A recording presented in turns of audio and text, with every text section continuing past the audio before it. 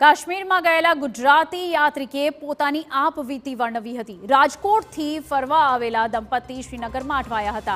રાજકોટના પ્રવાસી રુચિ નકુમે કહ્યું કે આતંકી ઘટનાથી અમે ખૂબ જ ગભરાયેલા છીએ।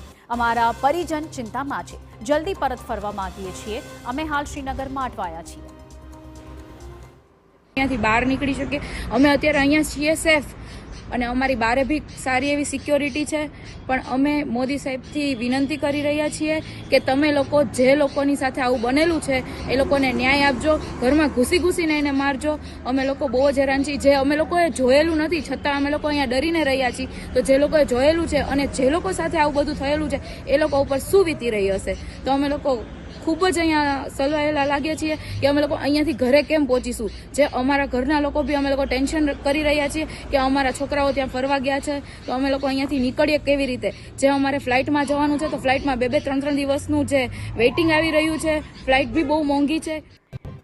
તો આ તરફ રાજકોટના પ્રવાસીઓ કાશ્મીર ફરવા ગયા હતા। ગઈકાલે જ પહેલગામ ફરવા જવાનું તેમનું આયોજન હતું, પરંતુ તેઓ પહેલગામ પહોંચે તે પહેલા જ આતંકી હુમલો થયો અને પ્રવાસીઓના પરિજનોમાં ચિંતાનો માહોલ જોવા મળ્યો। હાલ તમામ પ્રવાસીઓ સુરક્ષિત અને શ્રીનગર જવા રવાના થઈ ગયા છે। અમદાવાદથી 18મી તારીખે નીકળ્યા હતા અને 25મી તારીખે પાછા રિટર્ન કરવાનો પ્રોગ્રામ હતો।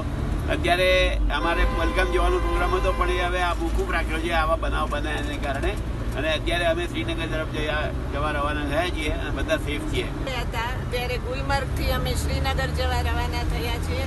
અમે રસ્તામાં બધા બિલકુલ સેફ છીએ અને અમારા ડ્રાઈવર છે ફારૂકભાઈ પણ અમને સારી રીતે બધો સપોર્ટ આપે છે અને અમે અત્યારે શ્રીનગર જવા રવાના થઈ। કોઈ પણ જાતની તકલીફ નથી, કંઈ પણ ચિંતા જેવું નથી।